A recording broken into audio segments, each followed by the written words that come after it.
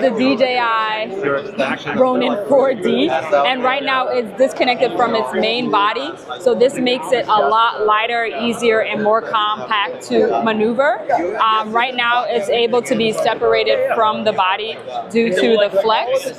So this is the main body unit here, and we have this wire running into this other unit that's called the flex. This is a really neat setup that they have here at the B&H Build Expo. We have a Cook lens, 32mm lens.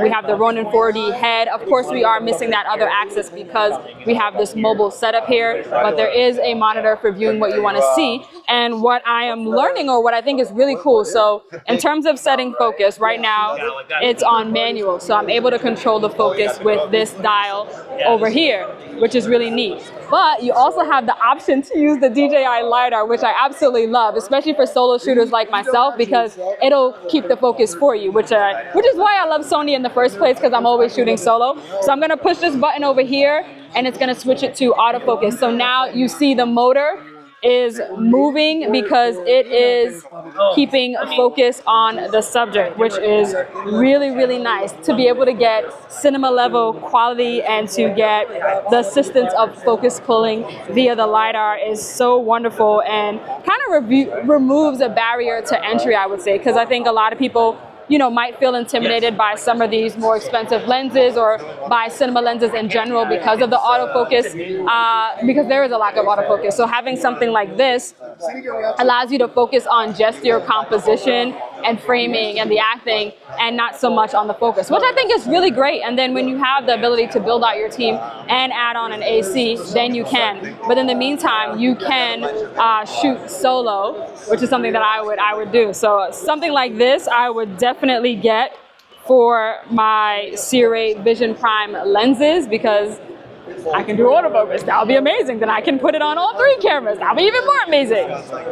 So this looks really, really cool. Let me show you guys another view of the setup that they have here. So I'm gonna flip the camera. All right, so this is the setup that they have here. We have the LiDAR on top. Again, like we have that SP3 32mm Cook lens. We have the DJI at the top of the head. We have the handle on this side, the handle on this side, and the monitor. So this is what it looks like in its original form factor, where you have that stabilization on all axes.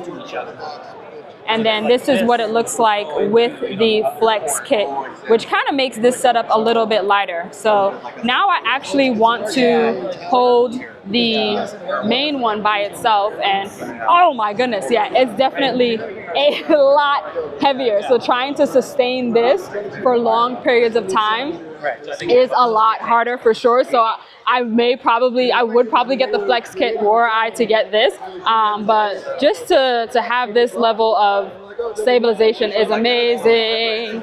Hey, so this is really nice. This is something that I don't need, but it's something that I want. I would like to add this to my kit one day. Definitely will still have to work out. It's definitely still arm day right now, holding this bad boy. I think I could probably hold it. I feel like a half hour is me overestimating what I can do, but if I have my arms tucked, I can definitely do 5 to 10 minute takes at a time comfortably, for sure, I would say, especially with the LiDAR on. Let me switch it to auto focus with the LiDAR. So it is controlling the focus for me, which is great.